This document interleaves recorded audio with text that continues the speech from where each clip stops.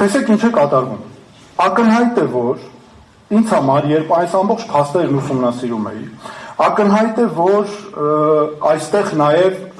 ամբողջ ընթացքում կարմիր թելի նման գնում էր Արցախի սցենարը։ Արցախում նույն բանն էին անում ադրբեջանական զինված ծառայողները ու ադրբեջանական իշխանությունները 2020 թվականի 44-օրյա պատերազմից հետո, մասնավորապես 21 թվից սկսած։ Նրանք ռազմավարական առումով բարելավում էին իրենց կոմունիկացիաները, ճանապարհներ, դիրքերի բարելավումներ, դրանից բացի նրանք նաև իրականացնում էին հատուկ նույնպես էլի ստելով, անընդհատ թաքցնելով եւ այլն, բայց իրականացնում էին այս ամբողջ գործողությունները հատկապես խոշոր տրամաչափի զինատեսակների համար ականատների եւ այն տեղակայումները, որ մենք ձեզ ցուցադրեցինք, որոնք թաքստոցներ էին,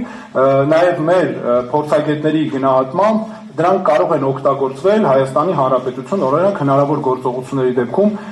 գաղտնի ներթափանցելու համար, որովհետև դրանք այնպիսի սկզբունքով են կառուցված, որ հարկ եղած դեպքում կարող են նաև դա անել։ Այս ամենից ինչ է նաև հետևում, որ սրանք այս դիրքերը նաև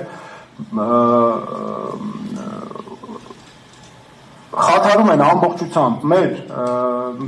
մեր ժողովրդի անվտանգությունը, մեր բնակչության, հնարավորություն չեն տալիս մարդիկ նորմալ կյանքով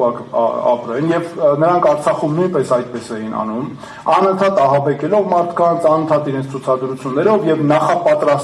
նախապատրաստվելով գործողությունների։ Այստեղ հատուկ ուզում եմ ընդգծել այն, որ Հայաստանի իշխանությունները թաքցրել են այս փաստը մեր հանրությունից եւ դրանով փորձելով կոծկել իրենց ձախողումները։ Ես հիմա ուզում եմ նաև կոնկրետ անդրադառնալ, հստակ նշել, որ փաստերից ակնհայտ է, որ երբ նրանք իմացել են ադրբեջանական իշխանությունները Ամերիկայի Միացյալ Նահանգներում օգոստոսի 8-ին այդ փաստաթղթերի թրիփի, այսպես կոչված խաղաղության պայմանագրի ստորագրման իրադարձությունների մասին, արագ նախաձեռնել են այս գործողությունները, ակնհայտ իմանալով, որ ստորագրումից հետո չեն կարողանալու այդպիսի քայլերի դիմել, Հայաստանի իշխանությունները բնականաբար իմացել են այդ մասին եւ թաքցրել են մեր հանրությունից, ես վստահ եմ նաեւ թաքցրել են Ամերիկայի Միացյալ Նահանգների գործընկերներից, այն ինչ տեղի է ունենում։ Հիմա ես հարց եմ տալիս, Ադրբեջանի իշխանությունը, եթե նպատակ ունի խաղաղություն հաստատել, այս կերպ է խաղաղություն հաստատում, արագ գնում նախապատրաստվում է, որպեսզի ռազմավարական առումով կարողանա Հայաստանի անվտանգության համակարգը խաթարել եւս մեկ անգամ։ Եվ դրանից բացի, նաեւ այստեղ շատ կարեւոր է ընդգծել, որ ադրբեջանական իշխանությունը շարունակում է սալյամի պես ուղղակի մեր երկրի, մեր սուվերեն տարածքներից վերահսկողության տակ վերցնել ու նորից էլի ներխուժել ու կտրատել մասեր։ Սա այն գինն է, որ այս իշխանությունը խաղաղության համար հռչակել է։ Այդ գինն է։ Այսինքն նրանք ինչ են ասում, գնում են հանդիպումների, Ադրբեջանի իշխանությունների պայմանավորված քննարկումների, ինչ է տեղի ունենում, գաղտնի մեր ժողովրդի թիկունքի հետևում այսպիսի ներխուժումներ, դիրքային բարելավումներ են տեղի ունենում, հետո դրա գինն այն է, որ Ադրբեջանը ասում են չի կրակում, այդ 3 խոշոր պատերազմ բերած, 3 պարտություն բերած, երկրորդ հայկական ցեղասպանությունը բերած իշխանությունները խոսում են խաղաղությունից, որովհետև ամեն տարի 2021 թվականին կորցրել ենք տարածքներ, 2022 թվականին կորցրել ենք տարածքներ, 2023 թվականին կորցրել ենք տարածքներ, 2024 թվականին կորցրել ենք տարածքներ, եւ հիմա տեսնում ենք, որ 2025 թվականին նույնպես կորցրել ենք տարածքներ, որտեղ սրանք նաեւ ոչ միայն ֆիզիկապես տարածքային ներխուժումները պետք է հաշվի առնենք, այլ նաև վերահսկողությունը կիլոմետրերով, դուք տեսեք ինչքան հսկայական տարածքներ են վերահսկում նրանք։ Այս ամենով եւ այստեղ խոսել ընդամենը մի քանի 100 քառակուսի կիլոմետր ներխուժումների մասին անթույլատրելի է, պարզապես հանցագործություն է, որովհետեւ իրականում շատ ավելի շատ է եւ նրանք բոլորովին այդ սկզբունքներով են առաջնորդվում։ Նիկոլ Փաշինյանը ձախողել է ու կեղծիք է ամբողջ այդ սահմանազատման ու սահմանանշման process-ը պարզապես կեղծիք է, ձախողում է, դա սպեկուլյացիա է, որ թաքցնեն, կոծկեն այս ներխուժումները։ Եթե մենք անգամ կոնկրետ ժամանակահատվածով հաշվենք, մեզ 80-ից 100 տարի է պետք, որ այս սահմանազատումները իրականացվեն։ Հետո մենք դուք կարծում եք, որ Ադրբեջանը այսքան ամրանում է, որ հետո ինչ որ սահմանազատման հանձնաժողովի առաջարկներով դուրս գա։ Տեսեք ինչ խոշոր ամրացումներ են տեղի ունենում։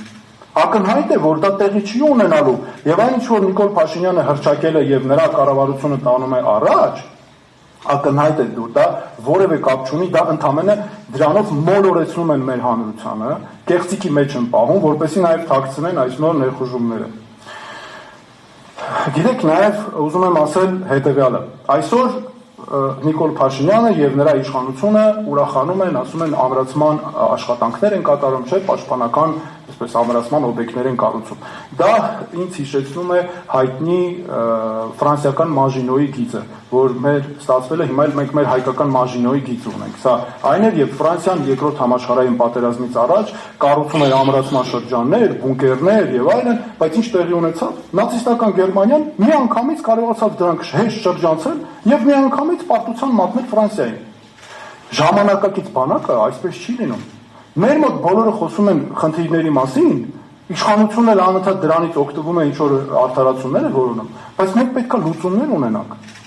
Եվ մեր լուծումները շատ հստակ են, մենք պետք է ունենանք ամուր, ուժեղ բանակ, մոբիլ բանակ, մեր ծրագրերի մեջ է նաև մտնում ունենալ տեղում ակնթարթային որոշումներ կայացնելու ունակ զինված ուժեր, զինվորականներ, որոնք կարող են մոբիլ լինել, տեղում որոշումներ կայացնել եւ կոնկրետ խնդիրներ կատարել։ Դրա համար եմ ես ասում, որ մենք պետք է ունենանք նաև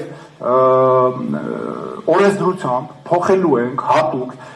մեր կառավարման ժամանակ եւ նախատեսելու ենք, որ չի կարող բանակի ֆինանսավորումը հնայի 8%-ից ցածր լինել։ Այսինքն դա ինչ է նշանակում։ Դա նշանակում է, որ պաշտոնավարման առաջին տարվան հաջորդող բյուջեով $1 միլիարդ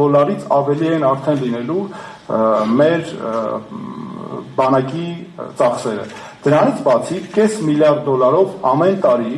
մենք հայկական ընկերություններից նրանց արտադրությունը, զարգացումը խթանելու համար ապահովելու ենք նաև ռազմաարդյունաբերության գնումը։ Հիմա ես ես նաև ուզում եմ ցույց տալ մեր բյուջեի Ադրբեջանի համեմատ Հայաստանի Հանրապետության բյուջեի եւ Ադրբեջանի պետական բյուջեի ծախսերը, հիմա խնդրեմ տեսեք, մեր սրանք հաշվարկներն են, ինչ վիճակի է ընդհանրապես այսօր տիրում։ Գիտեք, հարցն այն է նաև, որ այս ժամանակահատվածը 8 տարի Նիկոլ Փաշինյանը նրա իշխանությունը Հայաստանի Հանրապետության կառավարումն իրականացնում։ Նրանք երկրորդ համաշխարհային պատերազմի ժամանակահատվածից շատ է սա։ Դուք անգամ երկրորդ համաշխարհային պատերազմի ժամանակահատվածն է եղել 6 տարի։ Դուք տեսեք էլ այս ընթացքում ինչեր է կատարվում Հայաստանի Հանրապետության հետ։ Եվ գիտեք ինչ, 3 պատերազմ բերած, 3 պարտություն, երկրորդ ցեղասպանություն բերած իշխանության ընդհանրապես պետք է ասել, որ պետք է իրենք հավաքեն իրենց սրտիկներն ու պաչիկները ու ճանապարհ տանեն մարդկանց, որոնք կարող են իսկապես լուծել այս խնդիրները եւ ամրացնել Հայաստանի Հանրապետության անվտանգությունը, որպես նաեւ ապահով լինի, այլ ոչ թե դառնան Օսիպ Մանդելշտամի կիսամարտը հայտնի հերոսի կերպարով ներկայանան մեր հանրությանը։ Եվ մենք զինված ուժերի եւ բանակի ամրացման աշխատանքներում իհարկե համագործակցելու ենք, կարևոր ենք համարում Ամերիկայի Միացյալ Նահանգների հետ համագործակցությունը, աշխատանքը եւ Ֆրանսիայի գործընկերների հետ, որովհետեւ այն մոբիլությունը, այն ժամանակակից մոբիլությունը, տեխնիկայի տեղակայումը, բարձր տեխնոլոգիաների վրա հիմնված, մենք կարծում ենք այդպես կարող է ապահովել։ Եվ տեսեք այս լուսանկարում, ով է այս լուսանկարում, այսքան անվտանգության մարտահրավերներից հետո, որ այսօր տարածաշրջանում տեղի ունենում այսքան վտանգավոր իրադարձություններ պատերազմ, սա մեր Հայաստանի Հանրապետության պաշտպանության նախարարի պաշտոնում աշխատող մարդ է։ Դեռ գնացել է ներկուսակցական քարոզարշավի։ Այս մարդը այստեղ կուկուրուզ ուտող Հայաստանի Հանրապետության Նիկոլ Փաշինյանը, որը աշխատում է Հայաստանի Հանրապետության վարչապետ։ Սա էլ նորից պերաշկի ուտող մարդ Նիկոլ Փաշինյան, որը աշխատում է Հայաստանի Հանրապետության վարչապետ։ Երբ որ այս լուսանկարները տեսա, գիտեք ինչ մտածեցի, որ շատ լավ վերադառնում են իրենց նախկին դիրքերին։ Իրենք նախկինում էլ են եղել այս կարգավիճակում, հիմա ոչ մի հատ էլ անվտանգության համակարգերում չկան, պատասխանատու են Հայաստանի Հանրապետության անվտանգության համակարգի համար, բայց տեսնում ենք վիճակը ինչ է այսօր։ Հայաստանի Հանրապետության անվտանգության համակարգի։ Եվ դրա համար շատ լավ ամեն ինչ իր տեղը գտնում է։ Եվ որ sense նայում ես լուսանկարները, ինձ թվում է նաև ինստինկտային ձևով նրանք գնում են վերադառնան իրենց նախկինի այն կարգավիճակին, որ միշտ եղել է։ Երևի այդպես շատ ձգում է։ Այնպես որ այս մեր երկրի անվտանգությունը պետք է անվտանգությունը ամենակարևորն է։ Եթե անվտանգություն չեղավ, մենք որևէ բան չենք կարող ունենալ։ Չենք կարող ունենալ գյուղատնտեսություն, չենք կարող ունենալ ապահով կյանք, չենք կարող ունենալ նորմալ զարգացող տնտեսություն, չենք կարող ունենալ նորմալ զարգացող բիզնես, աշխատավայրեր եւ այլն։ Մեր ապահովությունն ու անվտանգությունը համար առաջին խնդիրն է եւ մենք դա պետք է անպայման լուծենք ու դրանից ավել մեզ համար հատ չկա։ Իսկ ինչ վերաբերում է նաեւ այս այսպես անվտանգության այս կոնտեքստում, անվտանգությունը միայն սարերը եւ ժայռերը, քարերը չեն։ Դրանք մեր հայրենիքի մասերն են, ինքնիշխան մեր հայրենիքի տարածքները, բայց դա նաեւ մարդկանց մասին է։ Անվտանգություն նշանակում է նաև մարդիկ եւ չի կարելի երբեք անվտանգությունը կտրել մարդկանցից։ Իսկ մենք այսօր տեսնում ենք, որ ամբողջությամբ խաթարված է մեր ժողովրդի, մեր բնակչության բնականon կյանքը։ Կլինի գյուղատնտեսություն, կլինի հողերի օգտագործում, ինչ ուզում ես արա։ Որևէ բան հնարավոր չի, եթե մենք ունենք ծակած այս աստիճան մեր երկիր եւ անվտանգության համակարգի այս աստիճան խաթարված վիճակ։ Շնորհակալություն, հիմա պատրաստ եմ պատասխանել ձեր հարցերին։ Պարոն Թաթոյան,